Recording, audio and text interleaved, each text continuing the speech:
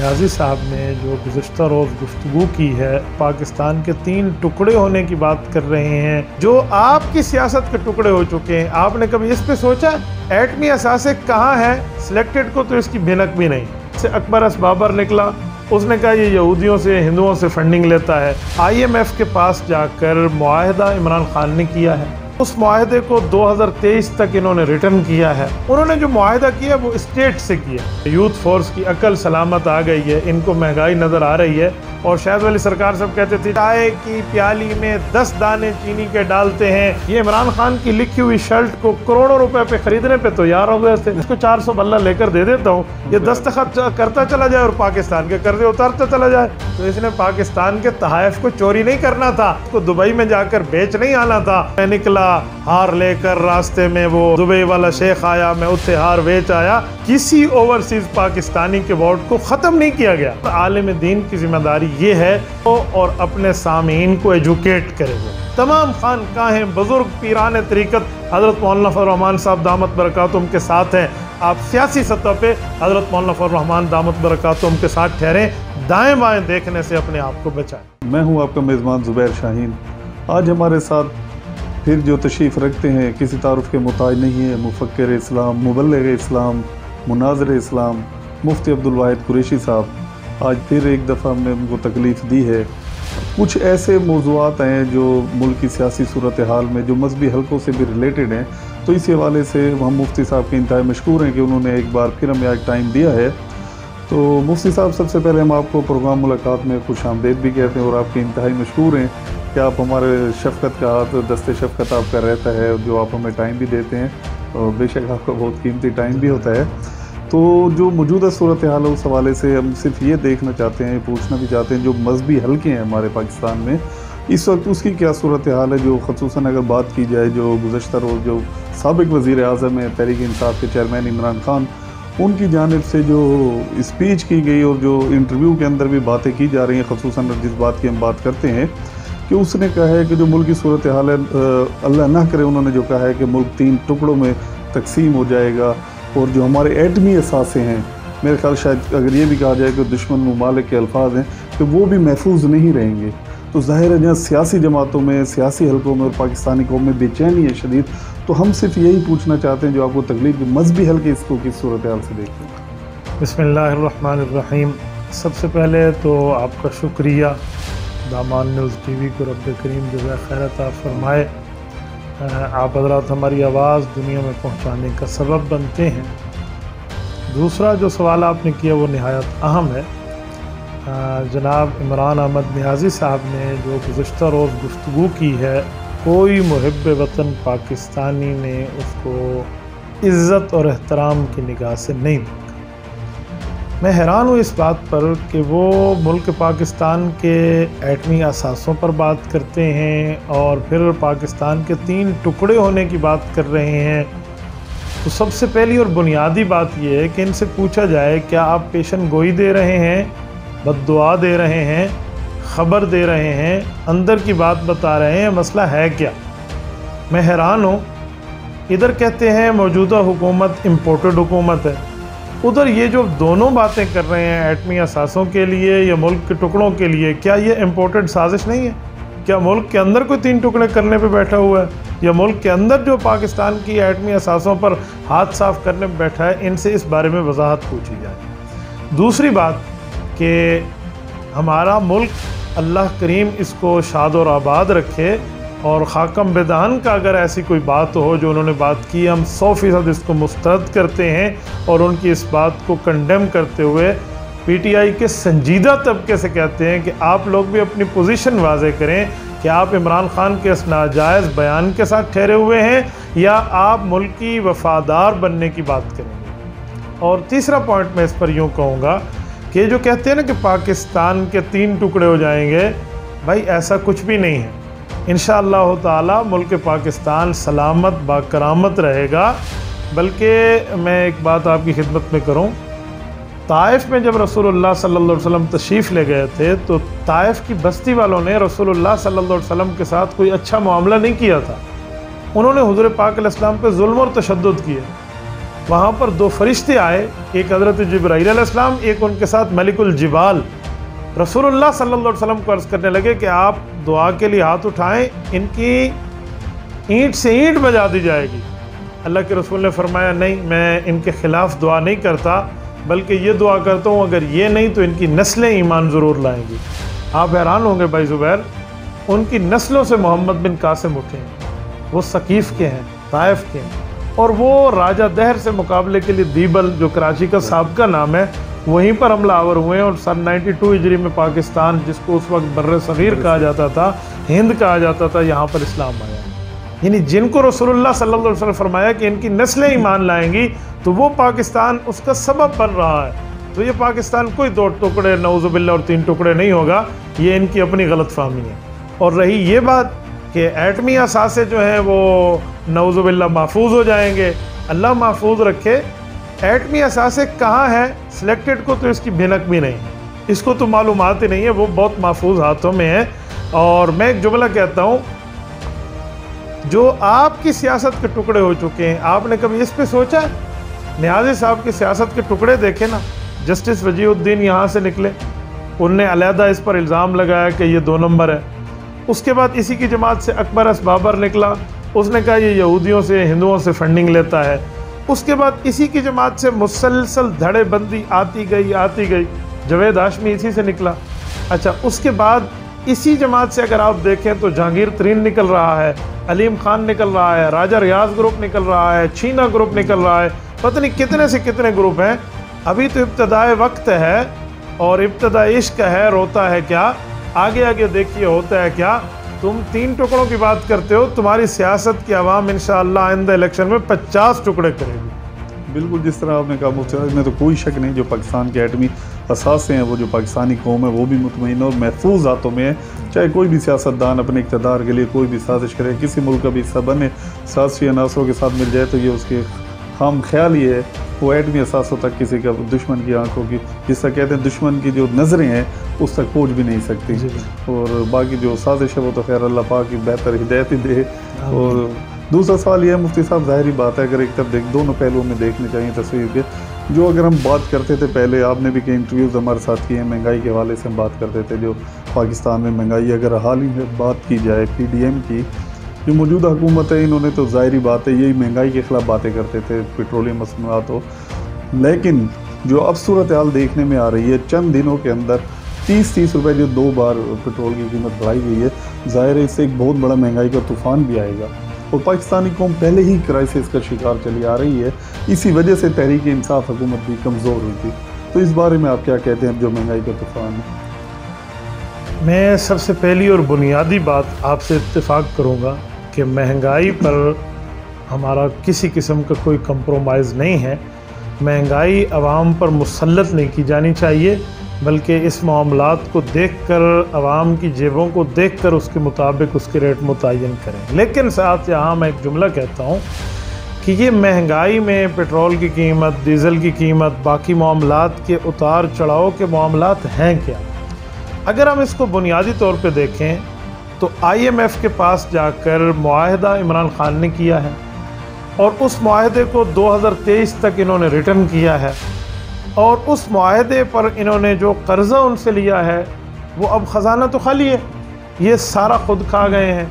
उसके बाद इन्होंने 3 बातें उनसे तय की थी, हम गैस की कीमत भी बढ़ाएंगे, हम बिजली की कीमत भी बढ़ाएंगे, हम पेट्रोल की कीमत भी बढ़ाएंगे।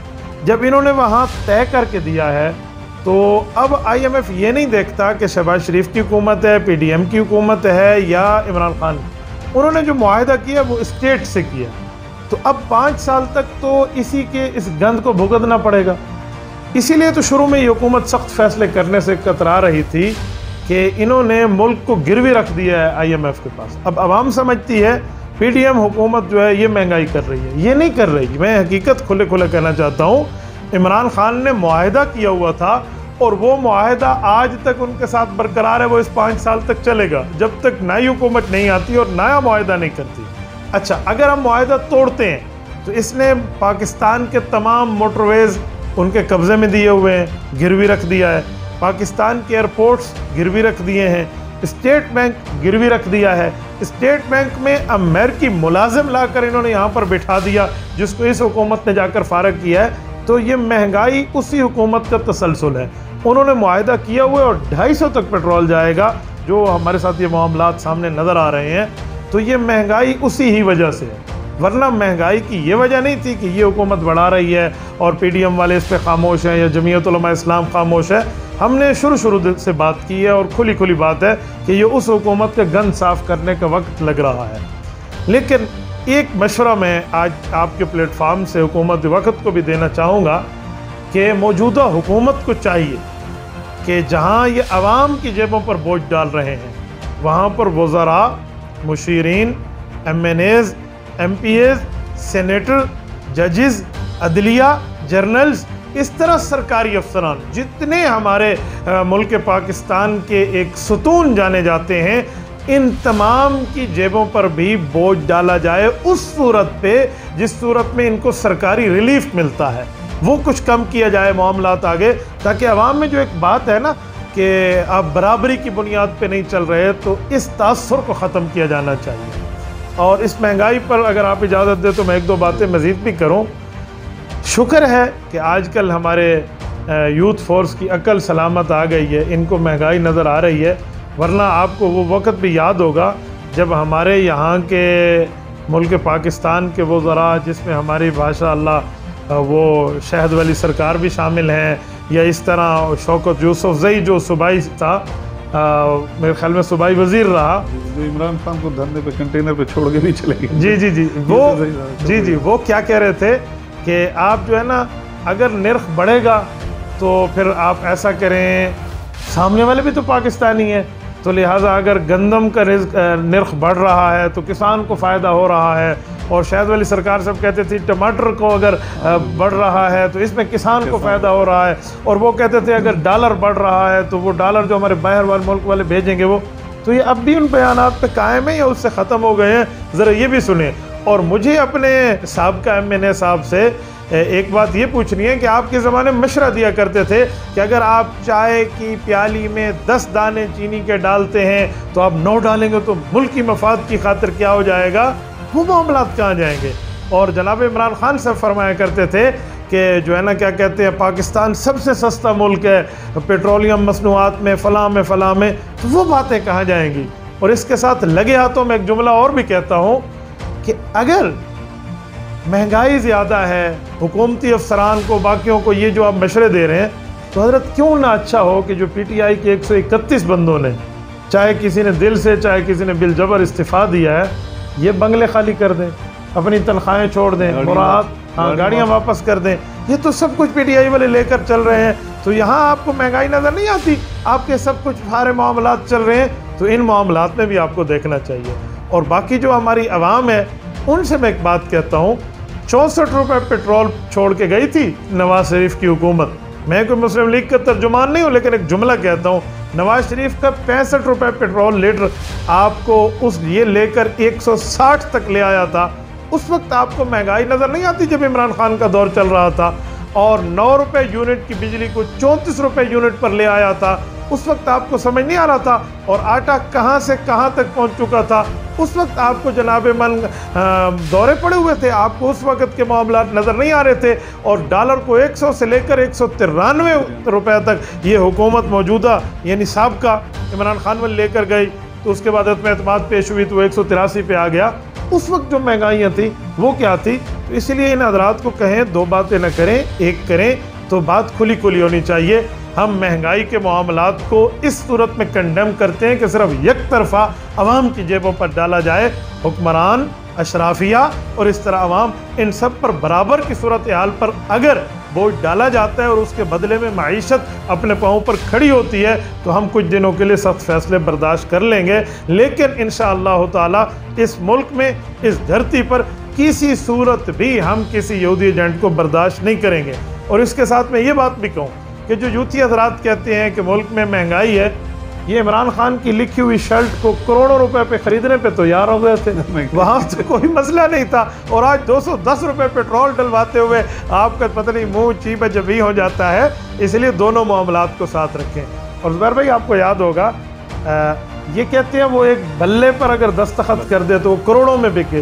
तो अगर ऐसी बात है तो मैं इसको 400 बल्ला लेकर दे देता हूँ, ये दस्तखत करता चला जाए और पाकिस्तान के कर्जे उतारता चला जाए। भाइयों, अगर ये बात होती ना तो इसने पाकिस्तान के तहाइफ को चोरी नहीं करना था और चोरी करके उसको दुबई में जाकर बेच नहीं आना था। तो मैं निकला हार लेकर, रास्ते में वो दुबई वाला शेख आया, मैं उत्थे हार बेच आया, ये बात ना होती। तो इसलिए मामलात को देख कर आप चलें तो मामला ठीक रहेगा। अच्छा मुफ्ती साहब, जिस तरह आपने कहा ज़ाहिरी बात है वो देख रहे हैं, वो मैं यूथ को भी पैगाम आपका किया है और जो पाकिस्तानी उन्होंने भी सुना है।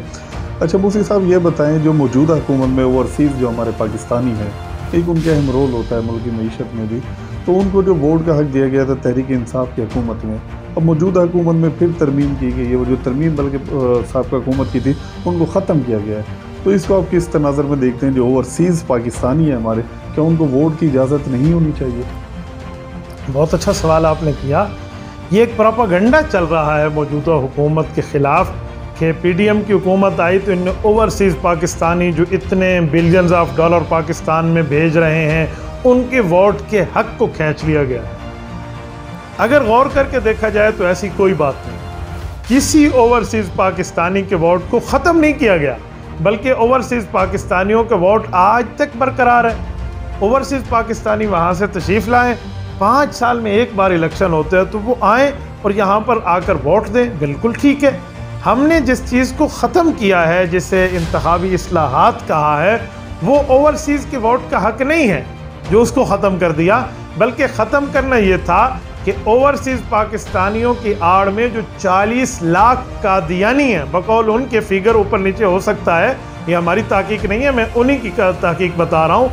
ये जो लाखों कादियानियों का वोट है वो इमरान खान के हक में पड़ रहा था। आपको याद होगा कि 2013 के इलेक्शन से पहले मिर्ज़ा मसरूर ने कहा था, जिस वक्त तहरीक इंसाफ बनना चाह रही थी उससे पहले इमरान खान साहब ने मेरे पास बंदे भेजे थे कि आप हमें वोट दें, हम आपको आपका आईनी और कानूनी हक दिलाएंगे। तो वो हुकूक देने के चक्कर की जो बातें थी ना, वो हुकूक नहीं थे, दरअसल कादियानी को रिलीफ था, वो ख़त्म किया गया। और ओवरसीज़ पाकिस्तानी वोट देना चाहे तो पाकिस्तान तशरीफ़ लाएं और वो वोट दें, बिल्कुल ठीक है।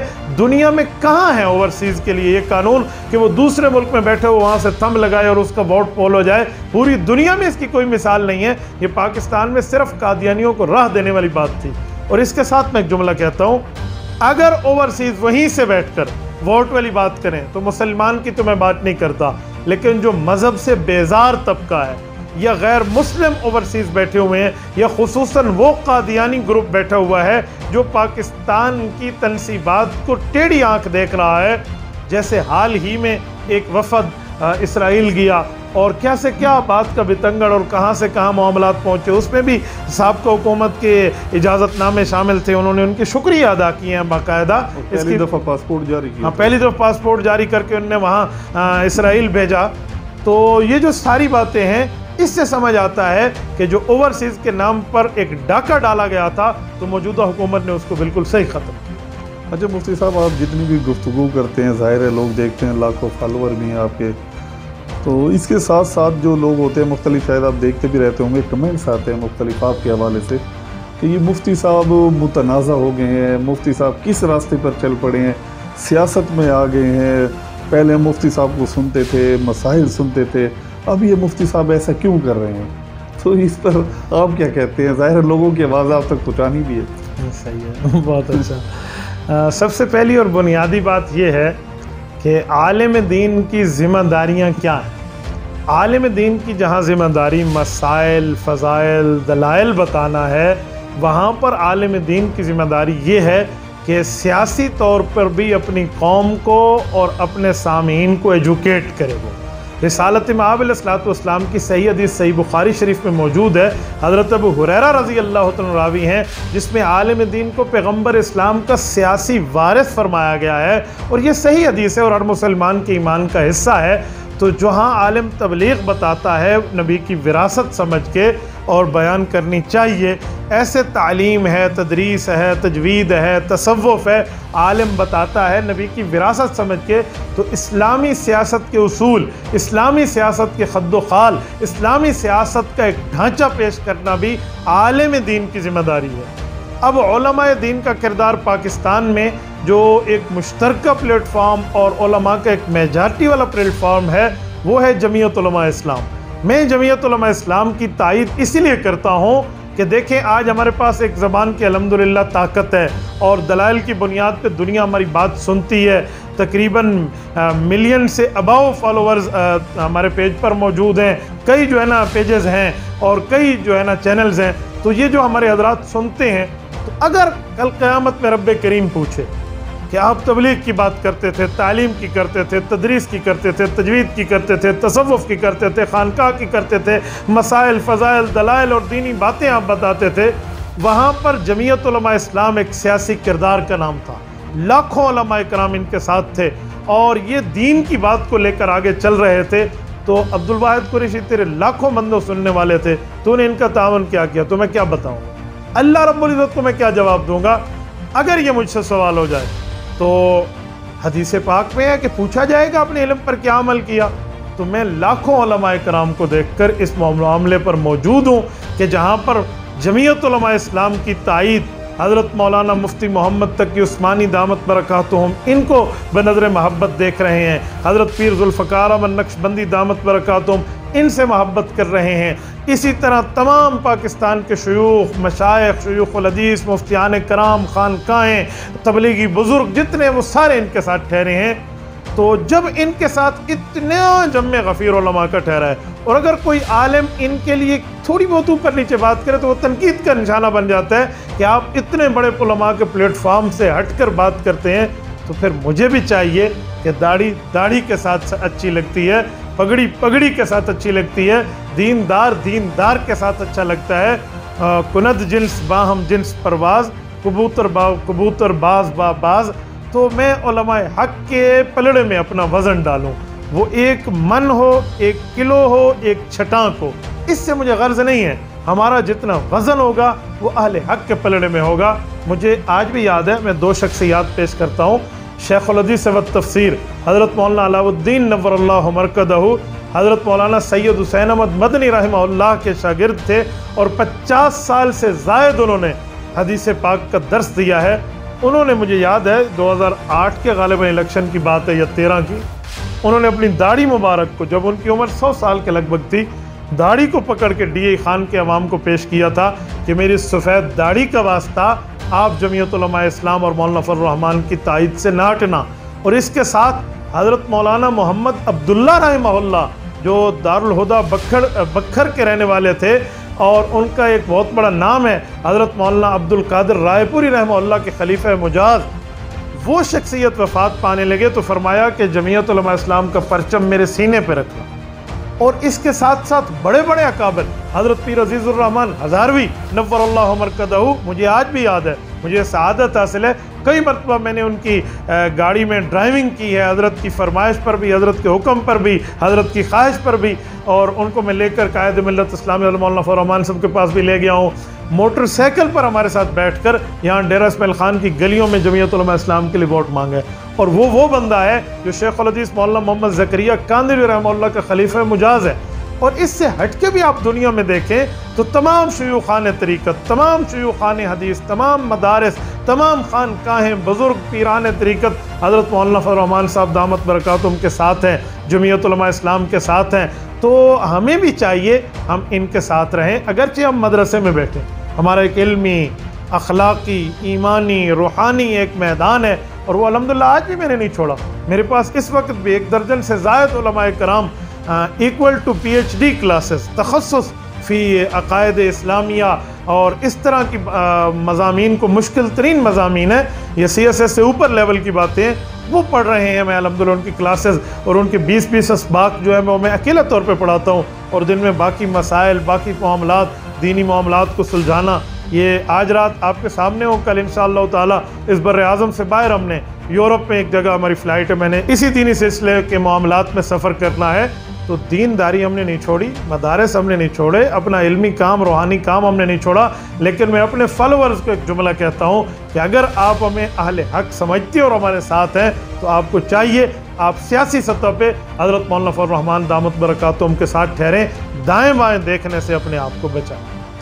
बिल्कुल नाज़रीन, जिस तरह मुफ्ती साहब ने कहा, मेरे ख्याल चाहे मुखालफीन है या जो इनके फॉलोअर हैं, जो सियासत के हवाले से उलमाए कराम के हवाले से जो बातें करते हैं, तो अगर खुले जहन से वो अगर ये जो बातें गुफ्तगू सुनी है तो शायद उनको समझ भी आ जाएगी। अच्छा मुफ्ती साहब, जिस आपने गुफ्तगू की है ज़ाहिरी बात है, अगर लेकिन कुछ इस किस्म के हमारे पास ज़ाहिरी बात है, लोग जिस तरह हम कहते हैं कि अपने फीडबैक से हमें ज़रूर आगाह कीजिएगा, तो लोग हमसे रब्ते भी करते हैं कि मुफ्ती साहब अगर मिर्ज़ाई कादियानी या अहमदी उद्दीन की अगर बात की जाती है तो अक्सर पाकिस्तान में ये देखा जाता है जो हमारे सियासतदान है, खा किसी भी जमात से हों, अक्सर औकात या तो वो लाइल्मी में, लाशऊरी में, कसदन या गैर कसदन, ये तो अब अल्लाह बेहतर जानता है, वो कादियानियों की हिमायत में आ जाते हैं। तो इस हवाले से क्या करना चाहिए? आखिर ऐसी कोई, जिस तरह हम कहते हैं अवेयरनेस या तरबियती प्रोग्राम, जो सियासतदान है या जो हमारी ख़त्म नबूवत के हवाले से जो तहरीकें चल रही हैं, ज़ाहिर है उसमें आपका भी बड़ा इंतहाई अहम किरदार है, तो कोई ऐसा लाएअमल नहीं हो सकता ताकि जो हमारी सियासी जमातें हैं, कोई मजहबी डेलीगेशन हो, तमाम सियासी जमातों से जाएं कि सियासत अपनी जगह, लेकिन जो अकीदा ख़त्म नबूवत के हवाले से जो हम एक है मुसलमान और तमाम मसाले को इस पर यकीन है, तो इस हवाले से कोई ऐसा लाएअमल तय किया जा सके। बहुत बड़ी बात है, बहुत अच्छी बात है और बहुत काबिल तकलीद बात है कि इस तरह मामला होना चाहिए। दरअसल मैं एक जुमला कहता हूँ, सियासत उलमाए कराम को करनी चाहिए। जब हम ये बात कहते हैं तो इसीलिए कहते हैं कि मजहबी और सियासी दोनों पहलुओं को सामने रखा जाए। आजकल हर वो बंदा जिसको दो लफ्ज़ बोलने आ जाएं और दूसरे पे तनकीद करना आ जाए, वो ख़ुद को सियासी लीडर शुमार करता है कि मैं नेता हूँ, तो ऐसे नेता वेता बंदा नहीं बनता। तो कम अज़ कम कॉन्स्टिट्यूशन ऑफ द पाकिस्तान का आइन जो है वो उनको अज़बर होना चाहिए और सामने पड़ा हुआ होना चाहिए। और फंडामेंटल ऑफ राइट्स, जिसे हम बुनियादी हुकूक कहते हैं, इंसानी हुकूक के तौर पे जो हमें मिलते हैं बुनियादी हक, वो हमें क्या है और माइनॉरिटीज़ को क्या है। और इसी तरह जो ख़ुद को कादियानी कह रहा है वो क्या माइनॉरिटीज़ में ख़ुद को एक्सेप्ट कर रहा है या नहीं, उनके हुकूक क्या हैं, ये अगर सियासतदान हमारे हज़रात पढ़ लें तो इस तरह का मामला और इस तरह की मिस्टेक या इस तरह कसदन फलां जो बात, ये इनसे न हो सके। अगर कोई इस तरह करता है तो इसको चाहिए कि वो अगर कादियानियों के लिए कोई जुमला कह बैठा है तो 100% अल्लाह से माफ़ी भी मांगे, मुल्क पाकिस्तान के अवाम से माफ़ी भी मांगे, क्योंकि आइनी और कानूनी तौर पे भी कादियानियों को नॉन मुस्लिम लिख दिया गया है। तो ये सिर्फ कुरान और सुन्नत का, आइन का, इस्लाम का, शरीयत का, दीन का ये सिर्फ काम नहीं है, इस टाइम हमारे आइन में भी मौजूद है और हमारे कवानीन में भी मौजूद है और इस पर हमारे आर्टिकल और ये तमाम मामलात हैं। तो इसकी अवेयरनेस होने के लिए रखना भी चाहिए। और मैं आज एक एडवाइस भी कर देता हूँ कि हमारी खुसूसन हमारी जमीयत उलमा इस्लाम के नुमाइंदों को चाहिए कि ये बात असम्बली में भी करें कि देखें, पाकिस्तानी सियासतदान को आइन का एक बाकायदा फोरम ऐसा रख दें जहाँ पर उसे आइन समझाने के लिए सारे हज़रात को बिठाकर पाबंद किया जाए। जहाँ पर आजकल आप देखें ना, जब वो जमा कराने जाते हैं अपने कागजात नामजदगी, वहाँ पर उनसे कलमे भी सुने जाते हैं, तो उनसे आइन भी सुना जाए। ये भी पूछा जाए कि अगर ख़त्म नबूवत के हवाले से कि आप जो 10,000 नौजवानों की कुर्बानी लगी थी और फिर 1971 में एक सियासतदानों के इत्तेफाक और इत्तेहाद से अल्लाह ने करम किया और ये जो कानून बना है उस बारे में आपका क्या ख्याल है, ज़रा वो भी बता दें। तो ये इनकी दुनिया भी इसमें बेहतर होगी तो इनकी आखिरत भी इसमें बेहतर। बहुत शुक्रिया मुफ्ती। जी नाज़रीन, आपने देख, क्योंकि आजकल आपको जिस तरह मालूम है कि सोशल मीडिया का दौर है, तो कई ऐसी वीडियोस नज़रों में आती रहती हैं, चाहे वो अल्ताफ़ हुसैन के हवाले से हो, मियाँ नवाज शरीफ के हवाले से हो, राना सनाउल्लाह के हवाले से हो, और भी बहुत से ऐसे सियासतदान हैं, कहीं पर वो कादियानी को भाई का दर्जा दे रहे होते हैं सिर्फ महज सियासत के लिए। तो ये कुछ ऐसी चीज़ें होती हैं, अगर बहसियत मुसलमान जो दीन इस्लाम में हमें इन चीज़ों का ख्याल रखना चाहिए कि अक़ीदा ख़त्म नबूवत की क्या अहमियत है और किस तरह हमारे ईमान का हिस्सा है। तो नाज़रीन, आइंदा प्रोग्राम के लिए हमें इजाज़त दीजिए और हम अपने जो मेहमान हैं मुफ्ती अब्दुल वाहिद कुरैशी साहब, इनके इंतहाई मशकूर हैं कि वो कलील टाइम के बावजूद भी हमें इतना अपना वक्त भी देते हैं। और हमारी भी यही कोशिश होती है, जो भी मसाइल होते हैं मजहबी हवाले से होती हैं, सियासी हवाले से होते हैं, या जो लोग हैं हमारे फॉलोअर हैं जो इस हवाले से हम तक सवाल पहुँचाते हैं कि मुफ्ती साहब तक ये हमारे सवाल पहुँचाएँ। ज़ाहिरी बात है, इसके अंदर कोई शर्म नहीं करनी चाहिए, ख़्वाह उनके किसी भी जमात से ताल्लुक़ नहीं, जिस तरह उन्होंने वाज़ेह किया। लेकिन उन्होंने कहा है कि जो मजहबी लोग हैं वो ज़ाहिरी बात है मजहबी पलड़े में ही जाएंगे और ये सियासत में भी इनकी ज़िम्मेदारी है।